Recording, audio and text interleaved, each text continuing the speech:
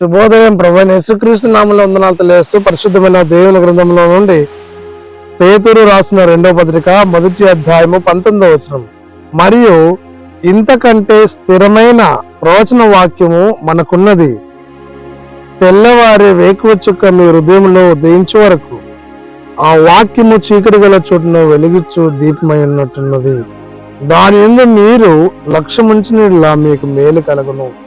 ప్రార్థన చేసుకుందాం. పరిశుద్ధుడా, ప్రేమ కలిగిన తండ్రి, వందనాలు స్తోత్రాలు చెల్లిస్తూ వాక్యం ధారించి ధనతికి మహిమ ఘనత ప్రభావం ఆరోపిస్తూ యేసయ్య నామంలో ప్రార్థించి అడుగుచున్నాము తండ్రి, ఆమేన్. దేవుడైనటువంటి క్రీస్తు మానవ హృదయంలో వేకు చుక్కై ఉన్నాడు. ఆయన వెలుగైనటువంటి దేవుడు. క్రీస్తు వాక్యమును అనగా క్రీస్తు అనే దేవుణ్ణి మనము హృదయంలో నిలుపుకున్నప్పుడు చీకటి తొలగిపోతుంది, నెమ్మది సమాధానం కలుగుతుంది, సంతోషము ఆరోగ్యం కలుగుతూ ఉంది.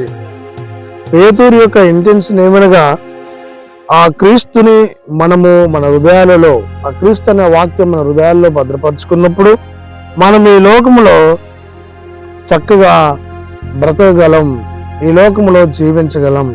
కాబట్టి ప్రియ సహోదరి సహోదరుడా, ఈ వాక్యమే మన జీవితాలకు జీవనాధారం. వాక్యమైన క్రీస్తుని కలిగి లోకంలో ముందుకు సాగినట్లు పరిశుద్ధాత్మ దేవుడు తోడైండి నడిపించిన గాక. ఆమేన్. మౌనతుల స్తుతి స్తోత్రాలు చెల్లించుకుంటూ వాక్యం దాని నుంచి ధనతిచ్చేందుకే మహిమ చెల్లిస్తూ ఆన్లైన్లో వీక్షిస్తున్న వారిని దీవించమని యేసు నామములో ప్రార్థిస్తున్నాము తండ్రి, ఆమేన్. తండ్రి, కుమార పరిశుద్ధాత్మ త్రియేక దేవుడు సదాకాలం తోడైండి దీవించిన గాక. ఆమేన్.